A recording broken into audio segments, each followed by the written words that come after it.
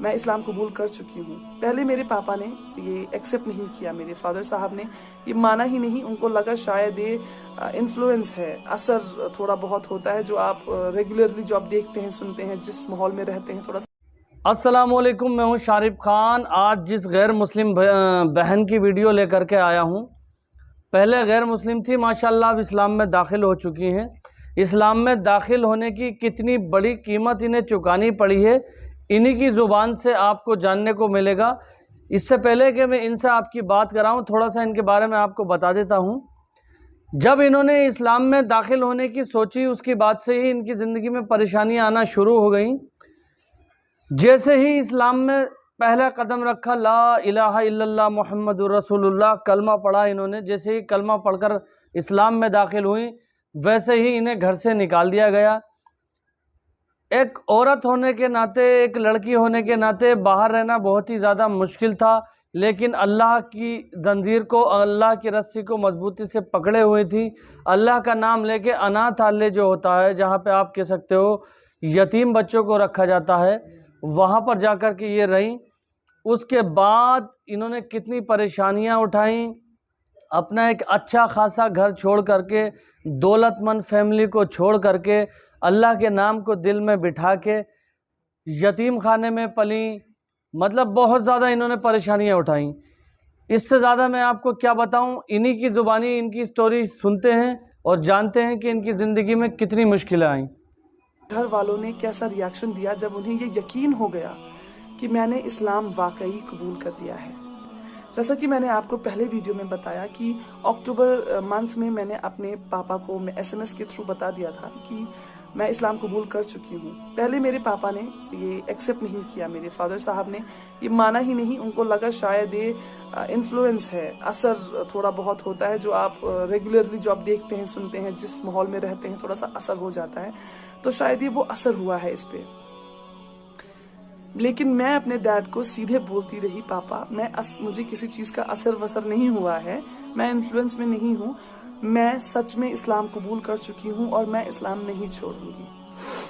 अब मेरे पापा मुझे समझाने लगे कि बेटा, मैं हर दिन की इज्जत करता हूँ, हर दिन बहुत खूबसूरत है और इस्लाम बेहद खूबसूरत रिलीजन है, लेकिन आप अपना धर्म छोड़कर किसी और धर्म को अपना लें, ये सही नहीं है।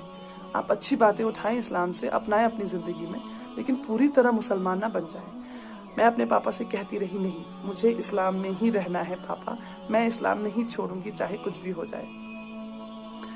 12 अक्टूबर 2012 जो मेरे पापा के साथ आखिरी बात हुई है, माफ कीजिएगा अगर थोड़ा बहुत रो दूंगी मैं, क्योंकि जब भी इस बारे में बात करती हूँ, जब भी याद आता है, क्योंकि मेरे पापा और मैं बहुत मजबूत रिश्ता होता है बेटी और फादर का। खासकर बेटियां अपने फादर से ज्यादा लगाव रखती हैं, मेरे साथ भी कुछ वैसा ही था। तो 12 अक्टूबर 2012 को पापा ने मुझसे कहा, बेटा वापस आ जाइए, छोड़ दीजिए इस्लाम।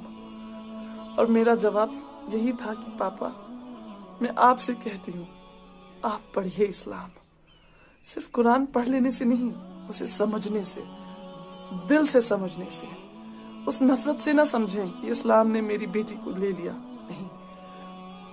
पढ़ें कि इसमें ऐसा क्या था कि मेरी बेटी सब कुछ छोड़ने को तैयार है इस्लाम की खातिर। पापा ने आखिरी सवाल किया मुझसे, क्या ये आपका आखिरी फैसला है? मैंने कहा, जी पापा, ये मेरा आखिरी फैसला है, मैं इस्लाम नहीं छोड़ूंगी। और मेरे पापा ने फोन काट दिया। अगले दिन बहन से फोन आया और पता चला कि जैसे ही पापा ने पिछले दिन मुझसे बात करने के बाद फोन काटा, पापा जमीन पे गिर पड़े हैं। पापा को हॉस्पिटल लिया गया है, पापा एडमिट रहे हैं वहां। 1 साल तक मेरे पापा ने कुछ खाया नहीं, कुछ पिया नहीं, ग्लूकोज पे रहे हैं वो। न जाने अल्लाह की क्या रहमत थी, अल्हम्दुलिल्लाह वो जिंदा रहे। और 1 साल पूरा किसी से बात नहीं की उन्होंने, किसी से भी बात नहीं। यहाँ तक कि जो उनकी हमसफर मेरी माँ है, उनसे भी कुछ नहीं कहा। वो सिर्फ मेरा नाम लेते थे और जैसे ही मेरा नाम लेते थे उनकी आंखों से आंसू गिरते थे। मेरी माँ मुझे मनाती रही, बहुत मनाती रही। मेरा भाई रोता रहा, गिड़गिड़ाता रहा मेरे सामने नहीं फोन पर, और कहता रहा दीदी मैं अपनी पगड़ी उतार के तुम्हारे पैरों पे रखता हूँ, हमें कत्ल नहीं करो, वापस आ जाओ। मैं जवाब कुछ नहीं दे पाती थी, मैं सिर्फ रोती थी, दिन रात रोती थी। और इससे पापा को पता चलने के बाद, पापा ही वो थे जो कमाते थे घर में, मेरे पैसे जो पापा मम्मा मुझे खर्चा भेजते थे वो बंद कर दिया गया। आप सोचे, इतना बड़ा शहर बेंगलुरु, उसमें मैं एक अकेली लड़की, और पैसे बंद कर दिए घर वालों ने। न खाने को पैसे हैं, ना जिस कमरे में रहती हूँ वहां पे करने के लिए रेंट। आखिरकार धीरे धीरे बहन ने बात बंद की, भाई ने बात बंद की। माँ कोशिश में लगी रही कि शायद ये मेरी बात मान जाएगी और वापस आ जाएगी। माँ ने भी बात बंद कर दी जून 2013 में। माँ थक गई कोशिश करते करते कि ये वापस नहीं आएगी, ये नहीं छोड़ेगी इस्लाम। माँ ने कहा जो भी बात आपको करनी है यहाँ आकर करें, जो भी आपको कहना या सुनना है यहाँ आके सामने करें, फोन पे आज के बाद कोई बात नहीं होगी। और सारे नंबर्स वगैरह बदल दिए गए, घर का लैंडलाइन बंद करवा दिया गया, मोबाइल नंबर्स चेंज हो गए। मतलब मैं वो हो गई, कहते हैं ना, बिल्कुल बेसहारा। बेशक मेरा सहारा अल्लाह था, मेरा ईमान अल्लाह था, मेरा यकीन अल्लाह था। लेकिन जरूरत होती है, माँ बाप की जरूरत होती है। खुदा का निजाम ही कुछ ऐसा है, माँ बाप वो मोहब्बत औलाद से, और वो औलाद के दिल में मोहब्बत अपने माँ बाप के लिए, ये खुदा ने कुछ सिस्टम ही ऐसा बनाया है।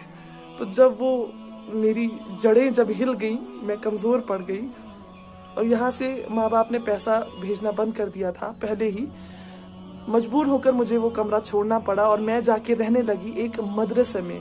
वहाँ पे गरीब लड़कियां और अनाथ लड़कियां रहा करती थी। मैंने वहाँ रहना शुरू किया। सबसे अच्छी बात यह हुई कि मैंने अरबी सीखी वहीं पे। मैं जो अरबी में आज कुरान पढ़ पाती हूँ, मेरी पहली बेसिक तालीम अरबी की उसी मदरसे में हुई, और बहुत कुछ सीखने को मिला कि मैंने तो फिर भी 23-24 साल माँ बाप के साथ रही हूँ। माँ बाप ने इतना अच्छी जिंदगी दी है, हमेशा ख्वाहिशें पूरी की हैं। वहाँ वो बच्चियां थी मदरसे में जिन्होंने बचपन से अपने माँ बाप को खोया है, कोई नहीं है उनका सिवाय अल्लाह के।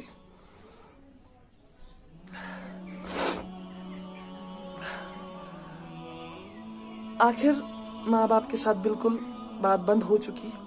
नवंबर 2018 में जो आखिरी बात मेरी हुई है वो हुई है मेरी नानी से। मैंने अपनी नानी को, किसी तरह मुझे उनका नंबर याद आया, एक दिन क्लिक हुआ अचानक से। मैंने जल्दी से वो डायल किया तो नानी ने ही उठाया। नानी से बात हुई, बेहद खुश हुई नानी मेरी आवाज़ सुनकर। मेरे बारे में पूछा उन्होंने, फिर बोला बेटा क्यों किया तुमने ऐसा, क्या ज़रूरत थी करने की? अब सब भूल चुके हैं तुम्हें, कोई याद भी नहीं रखता है, तुम्हारे बारे में कोई बात नहीं करता। तुम्हारा नाम लेना सख्ती से मना है, तुम्हारा नाम कोई नहीं ले सकता। तो अब आप जहां हैं खुश रहें, अच्छे से रहें, सुकून से रहें। तड़पना आपको भी है, तड़पना हमें भी है, क्योंकि वो खून का रिश्ता, मोहब्बत का रिश्ता जो हमारे बीच है वो तो खत्म नहीं हो सकता। आपकी माँ को, आपके फादर साहब को आप याद आती हैं, बहुत याद आती हैं, लेकिन जो ये सोशल कंपल्शन होती है ना, जो सोसाइटी है बीच में, इसकी वजह से अलग हैं आप नहीं मिल पाएंगे अब उन्होंने मुझे एक बात और बोली, मेरी नानी ने उन्हें बोला, ख्वाब में भी यहाँ आने की जुर्रत नहीं करना। असली का तो छोड़ ही दे, आप ख्वाब में आने की जुर्रत नहीं करना। आपके घर वालों को तो छोड़ दे, बाकी जो है आपके रिश्तेदार आपको इतने टुकड़े करेंगे कि आपको ये नहीं पता चलेगा, किसी को पता नहीं चलेगा कि ये फातिमा जी गई कहाँ। तो खैर नानी से थोड़ी सी बात हुई, लेकिन अल्लाह को मंजूर था शायद कि मेरे जो मामा के बेटे हैं उन्होंने नानी का फ़ोन वगैरह चेक किया, मेरा नंबर ट्रू कॉलर पे देखा तो उन्हें पता चला ये मेरा नंबर है। तो नानी को भी थोड़ी सी सख्ती देखनी पड़ी और फिर नानी ने एक और फ़ोन किया मुझे कुछ सेकंड्स का और बोला बेटा मुझे आज के बाद फ़ोन नहीं करना, इनको पता चल गया है कि मेरी आपसे बात हुई थी। खैर फिर कुछ साल 1-1.5 साल पहले ही मैंने अपनी जो मेरी बहन है उनका फेसबुक अकाउंट से उनकी फ्रेंड को मैंने मैसेज किया। बहुत रिक्वेस्ट करने के बाद उनसे नंबर लिया, उनसे बात की। उनको ये यकीन नहीं आ रहा था कि मैं मेरी बहन ही हूँ या मैं कुछ अलग इंसान बात कर रही हूँ, क्योंकि हमारी आवाज़ सेम है।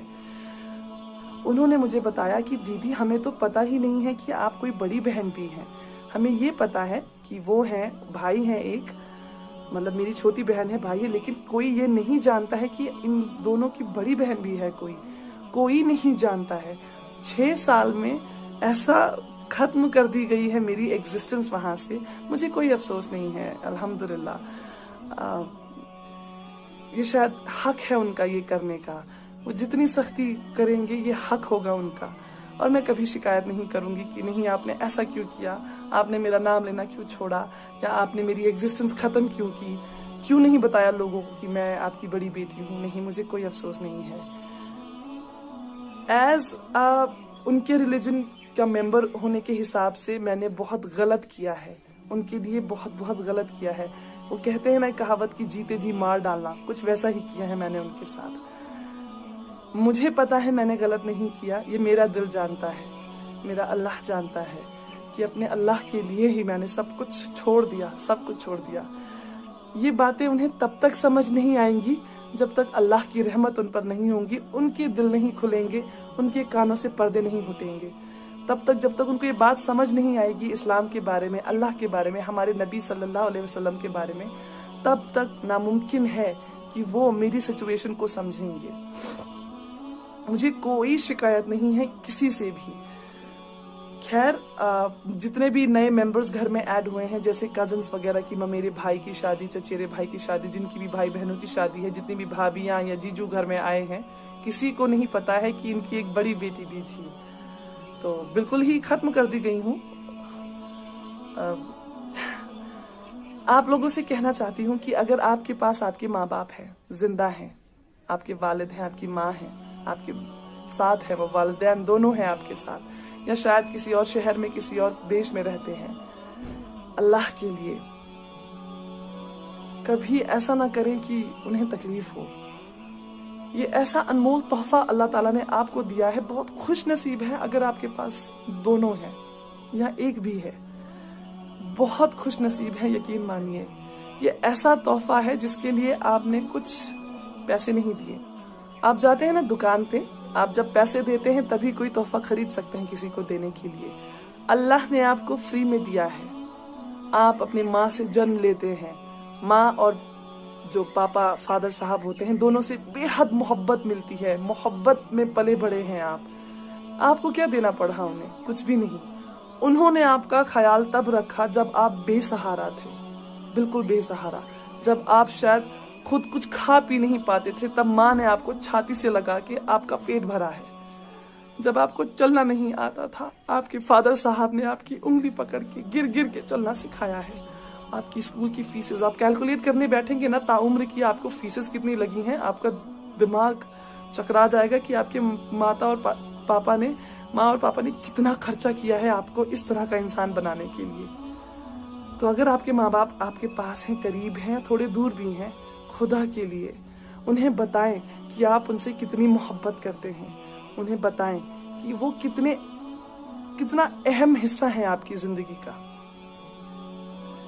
अगर वो दूर हो गए आपसे, दोबारा आपको मौका कभी नहीं मिलेगा उन्हें ये बताने का। तो जब तक जान है बता दीजिए, जब तक ये सांसें चल रही हैं उन्हें एहसास करवा दीजिए। इस्लाम में सुना है कि जन्नत माँ के पैरों के नीचे है, जिस जन्नत के लिए हम तलब रखते हैं। सारे रमजान हमने यही दुआ मांगी है कि या अल्लाह जहन्नम से दूर रखना और जन्नत में जगह देना, या अल्लाह जन्नत में जगह दीजिएगा। वो जन्नत माँ के पैरों के नीचे है। जरा उन पैरों को चूम कर देखिए, जरा उस माँ के हाथों को चूम कर देखिए, जरा उनकी दुआएं लेकर देखिए, आपको जन्नत मिल जाएगी।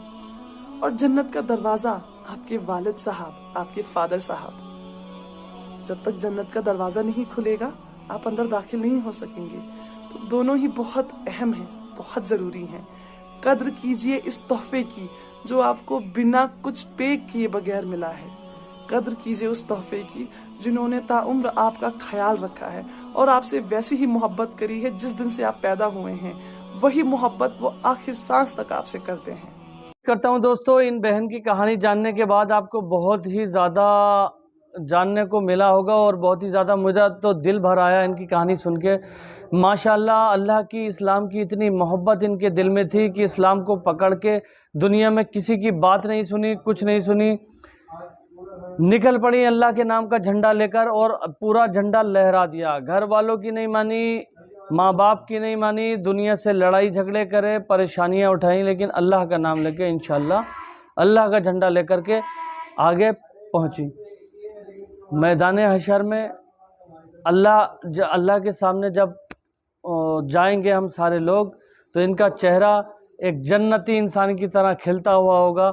अल्लाह ताला से हम इनके लिए और दुआ करते हैं। दोस्तों, अगर मेरी वीडियो आपको पसंद आई हो तो चैनल को सब्सक्राइब करके बेल आइकन पर ऑल का बटन ज़रूर सेलेक्ट कर लेना। वीडियो लाइक करने से हौसला बढ़ जाता है, तो प्लीज़ लाइक का एक बटन है, लाइक क्लिक कर दीजिए।